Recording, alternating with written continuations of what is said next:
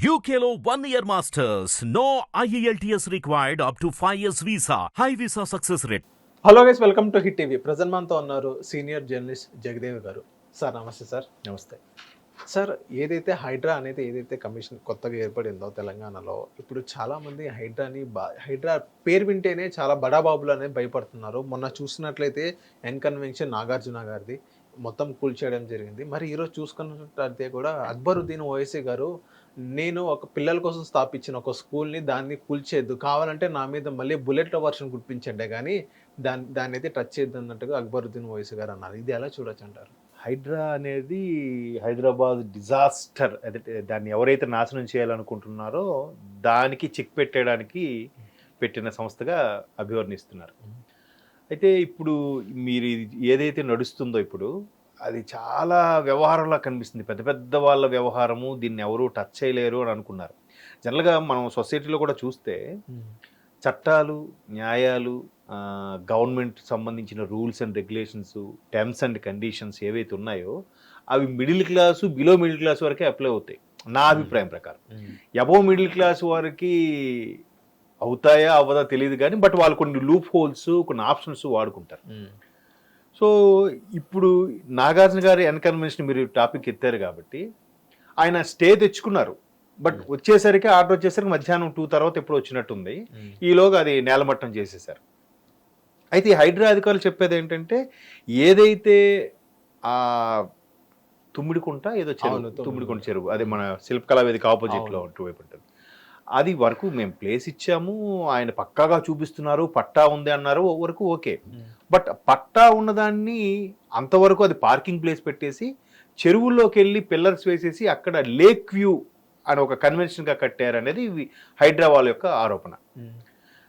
మీరు లోపలికి వెళ్తే నేను అంటే 2-3 ఈవెంట్ జరిగినప్పుడు కూడా చూశాను. చాలా ఏదో ఒక నది ఒడ్డున ఈవినింగ్ టైంలో అయితే ఒక సముద్ర తీరంలో కూర్చున్నట్టు, నది ఒడ్డున కూర్చున్నట్టు చాలా ప్లెజెంట్గా ఉంటుంది ఆ కన్వెన్షన్లో.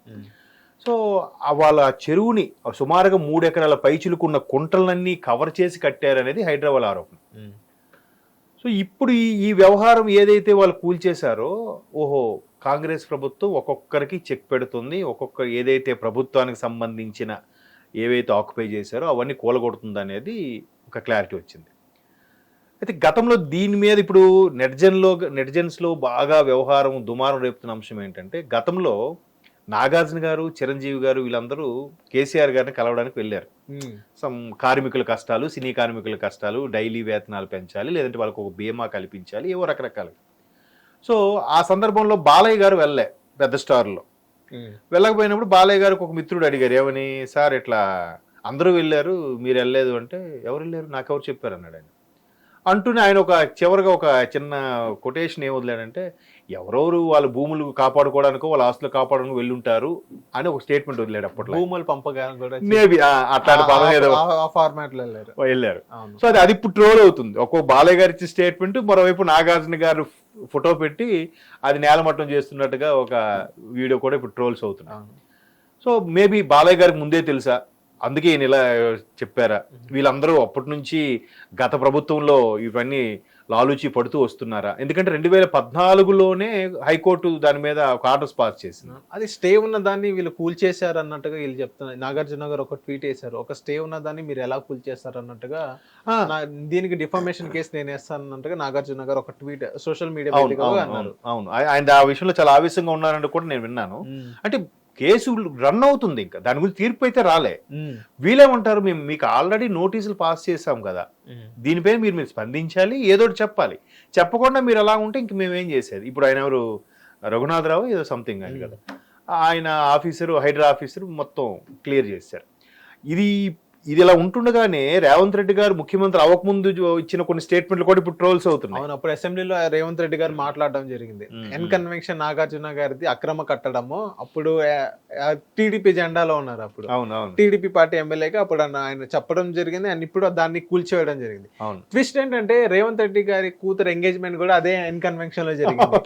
సో దీన్ని ఎలా చూడొచ్చు అంటారు సార్? అవును, దానికి అప్పుడే ఆయన టీడీపీకి సంబంధించిన ఆంధ్ర నుంచి కొంత ప్రముఖులు రావడం, ఆయన అప్పుడే చెప్పారండి, కౌంటింగ్ ఏం అవ్వకముందే మేబీ 9న మనం ప్రమాణ స్వీకారం అనుకుంటున్నాం, మీరు అందరూ రావాల్సి ఉంటుందని కూడా ఈయన అప్పుడే వాళ్ళకి ఇన్వైట్ కూడా చేసేసారంట. మీరు అన్నట్టు అదే కన్వెన్షన్లో వాళ్ళ అమ్మాయి ప్రోగ్రామ్ ఏదో అవడం, లేదంటే ఏదో పెళ్లికి వెళ్ళారని ఏదో చెప్పడం విన్నాను. సో అట్లా అంటే తమ్ముడు పేకాటే అన్నటువంటి పరిస్థితి. ఇప్పుడు ఆయన అన్కన్వెన్షన్ కూల్చేశారు. గతంలో మరి కేటీఆర్ గారు వాళ్ళతో ఫేవర్గా ఉండడం వల్ల కూల్చలేదా, ఇప్పుడు కావాలని కూల్చారా అనే అంశం మీద కూడా తెర మీదకి వస్తుంది.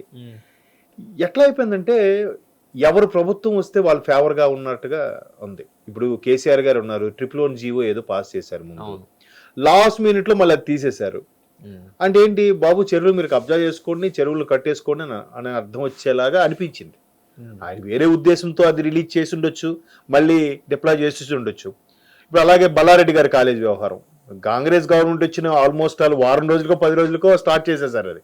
అంటే అంతకుముందు కూడా ఫిల్మ్ సిటీ వ్యవహారంలో కూడా ఒక ఇష్యూ ఉంది. ఫిల్మ్ సిటీ తీసుకునేది కొన్ని ఎకరాలే, బట్ అది ఎక్కువగా ఆక్యుపై చేయబడిందని. దానికి కేసీఆర్ గారు ఉద్యమం టైంలో కూడా ఒక స్టేట్మెంట్ ఇచ్చారు, 1000 నాగలతో అది దున్నించేస్తా అన్నట్టు స్టేట్మెంట్ ఇచ్చారు. దానికి మనం ఏం చెప్పగలం? సో ఇట్లా ఏవైతే అక్రమ కట్టడాలు ఉన్నాయో అవన్నీ ఒక్కొక్కటిగా హైడ్రా తొలగించుకు వెళ్తున్న నేపథ్యంలో కేటీఆర్ గారు ఫ్రెండ్ ఫామ్ హౌస్ కూడా అలాగే అక్రమంగా కట్టడం జరుగుతోంది. దాన్ని కూల్చే ప్రయత్నంలో ప్రభుత్వం ఉందన్నట్టు కూడా చెప్తున్నారు. అయితే ఈయనేమంటున్నారు, అది నాది కాదురా బాబు, మా ఫ్రెండ్ది, మీరు నాదని ప్రచారం చేస్తున్నారు, నాదేది కాదు అని అంటున్నారు. కాంగ్రెస్ వాళ్ళు ఏమంటున్నారు, మీది కాకపోతే అది కూల్చుతా ఉంటే మీకెందుకు నొప్పి, సో మీది కాదు మీ ఫ్రెండ్దే, మేబీ మీ ఫ్రెండ్ మీ బినామీ అయ్యి ఉండొచ్చు అన్నట్టు కూడా కాంగ్రెస్ వాళ్ళు మాట్లాడుతున్నారు. సో మొత్తం మీద ఈ బీఆర్ఎస్ ఏదైతే కాంగ్రెస్కి మొదటి నుంచి కూడా అటాక్ల మీద అటాక్, ఎంత గవర్నమెంట్ ఫామ్ చేయలేకపోయినా అటాక్ చేస్తున్నా, వాళ్ళ దగ్గర నుంచి ఎమ్మెల్యేలను కాంగ్రెస్లో చేర్చుకుంటున్నా, మరోవైపు ఫోన్ ట్యాపింగ్ వ్యవహారం మొన్నటి వరకు కుదేలు చేసేసేలాగా చేసినప్పటికీ ఇంకా వాళ్ళ ఆవేశం తగ్గలేదు. వీళ్ళు ఇంకా బీభత్సంగా మా మీద అటాక్ చేస్తున్న ఉద్దేశమో, లేదా ప్రభుత్వం మొదటి నుంచి టార్గెట్ పెట్టుకుందని తెలియట్లేదు. ఎందుకంటే మొన్న కూడా కేటీఆర్ గారు ఒక స్టేట్మెంట్ ఇచ్చారు, పడతాం లేస్తాం మళ్ళీ తెలంగాణ కోసం ఎంతైనా పాటు పడతాం అన్నట్టుగా మాట్లాడారు. సరే, వీళ్ళు ఒకవైపు ఎమ్మెల్యేలు తీసుకొస్తున్నా, వీళ్ళు ఒక్కొక్కరి వైపు ఛార్జ్ షీట్లు దాఖలు చేస్తున్నా, వీళ్ళు అసలు తగ్గట్లేదు కదా అనే ఉద్దేశంలో కావాలనే ఈ కబ్జా చేశారు లేదా ఓవర్గా ఆక్యుపై చేశారు, కూలగొడుతున్నా అనే అంశం తెర మీద తీసుకొచ్చారు అన్నట్టు కూడా నడుస్తుంది. మరోవైపు ఇదిలా ఉంటే కేటీఆర్ గారు ఫ్రెండ్ ఫామ్ హౌస్ ఏదైతే కూల్చుతామంటున్నారో దానికి కాంగ్రెస్లో ఉండే పెద్దలు, అంటే చాలా పేర్లు చెప్పొచ్చో చెప్పకూడదు కానీ ఆ పెద్దలు కూడా రాహుల్ గాంధీ గారితో సిఫారసు చేపిస్తున్నారంట. ఇట్లా రేవంత్ రెడ్డి గారు చాలా దూకుడుగా వెళ్తున్నారు, అలా వెళ్ళడం వల్ల కాంగ్రెస్ పార్టీ తెలంగాణలో బదనాం అవుతుంది. సో ఏదైతే అక్రమ కట్టడాల కూల్చివేత వ్యవహారం ఉందో అది కొద్దిగా స్టెప్ బ్యాక్ అయితే బాగుండు అని ఒక సజెషన్ ఇచ్చారంట. అది కూడా ఎవరు, ఈ పర్టికులర్గా బీఆర్ఎస్ కేసీఆర్ గారికి సరితూగే సామాజిక వర్గం ఉన్న వాళ్ళే ఆ కాంగ్రెస్లో ఉండే సీనియర్ ఉద్దండులు అన్నట్టుగా ఒక టాక్ ఉంది. సో వాళ్ళు సిఫారసు చేసిన రాహుల్ గాంధీ గారు ఏమన్నారంట, రేవంత్ రెడ్డికి నేను ఫుల్ రైట్స్ ఇచ్చేశాను, ఇప్పుడు తెలంగాణలో కాంగ్రెస్ బాగా ఎస్టాబ్లిష్ అవ్వాలి, అసలు తెలంగాణ ప్రకటించిందే కాంగ్రెస్ అనే విషయం చాలామంది మర్చిపోయారు, అది మరలా తెర మీదకి తీసుకురావాలి, కాబట్టి నేను రేవంత్ రెడ్డికి ఫుల్ రైట్స్ ఇచ్చేశాను, తనకు ఎవరు అడ్డు చెప్పకండి, తను వెళ్ళండి అని. ఈవెన్ రేవంత్ రెడ్డి గారు కూడా చాలా సందర్భాల్లో ఎగ్జాంపుల్ చెప్పారు. ఒక ఛానల్కి ఇచ్చిన ఇంటర్వ్యూలో కూడా, నాకు రాహుల్ గాంధీ గారికి ఉన్న ర్యాపో ఇంకెవరికి ఉండదు నాకు తెలిసి, ఆయన నాకు ఫుల్ రైట్స్ ఇచ్చారు, నేను కూడా ఆయన పూర్తిగా నమ్మాను, ఆయన కూడా నన్ను నమ్ముతున్నారు, ఈ పార్టీ కూలగొట్టేస్తాను, వేరే నా ఎమ్మెల్యేలతో వేరే పార్టీలోకి వెళ్ళిపోతాను, లేదంటే గవర్నమెంట్ ఫామ్ చేసేస్తాను, ఇవేమి అనుకోవడానికి లేదు, ఆయన నాకు మొదటి నుంచి ఎలా నమ్మారో నేను ఆయనకి అదే విధేయతతో ఉన్నాను, నాకు వీళ్ళందరితో నాకు అనవసరం, నేను ఆయన ఒక్కడే, నా రాహుల్ గాంధీ గారే నాకు మొత్తం. మేబీ దానివల్ల ఆయన కాంగ్రెస్లో చేరిన కొద్ది నెలల్లోనే పిసిసి చీఫ్ అయ్యారు, తర్వాత అక్కడికి మరికొద్ది నెలల్లోనే గవర్నమెంట్ ఫామ్ చేసి ముఖ్యమంత్రి అయ్యారేమో. బట్ అంటే ఈ కూల్చివేతలకు సంబంధించి ఇక్కడికి సంబంధించిన ఈ సేమ్ సామాజిక వర్గం సంబంధించిన సీనియర్ నాయకులు రాహుల్ గాంధీ వరకు సిఫారసు చేశారంటే వీళ్ళు ఫ్రెండ్ ఫామ్ హౌస్ అయితే ఈయన ఎందుకు సిఫారసు చేయించుకోవాలి అనే అంశం మీద కూడా తెర మీదకి వస్తుంది. సో అక్కడ కేటీఆర్ గారికి సంబంధించిన వదలట్లేదు, నాగార్జున గారు అంటే బిజినెస్ మ్యాన్గా న్యూట్రల్గా ఉంటాడు, ఆయన ఎప్పుడు ఏ ప్రభుత్వంతో కూడా ఎవరితో ఇబ్బందులు లేవు నాకు తెలిసినంతవరకు, అటువంటి వాళ్ళదే వదలంది. ఇక్కడ ఓల్డ్ సిటీకి సంబంధించి ఇంకా అసదుద్దీన్ గారికి కానీ అక్బరుద్దీన్కి సంబంధించినవి ఇవి కూడా నెక్స్ట్ టార్గెట్లో ఉన్నాయి అనే వార్తలు తెర మీదకి రావడం, వాళ్ళు ఇప్పటి నుంచే ముందుగా గట్టు వేస్తున్నారు, అరే అలా కాదు, మేము ఏదో అనాథల కోసం పెట్టాము లేదా హజ్ యాత్రికుల కోసం పెట్టాము, ఏదో కథలు చెప్తూ ఉంటారు, ఎవరి వెర్షన్ వాళ్ళది. వీళ్ళేమన్నారంటే ఇప్పుడు వాళ్ళు కోల్చేసి వీళ్ళు కోల్చకపోతే ఏమనుకుంటారు, పార్షియల్ చూపించారు అంటారు. అవును. బట్ రేవంత్ రెడ్డి గారు ముందు ఇచ్చిన స్టేట్మెంట్ ప్రకారం అయితే అక్కడ అక్రమ కట్టడాలు చేసింది మా పార్టీ వాళ్ళైనా సరే వదిలే ప్రసక్తే లేదన్నట్టుగా స్టేట్మెంట్ ఇచ్చాడు ఆయన. కేటీఆర్ గారు ఏమంటున్నారంటే ఫస్ట్ మీ పార్టీ వాళ్ళు కూల్చి మా పార్టీ వైపు రండి అని కేటీఆర్ గారు అంటున్నారు.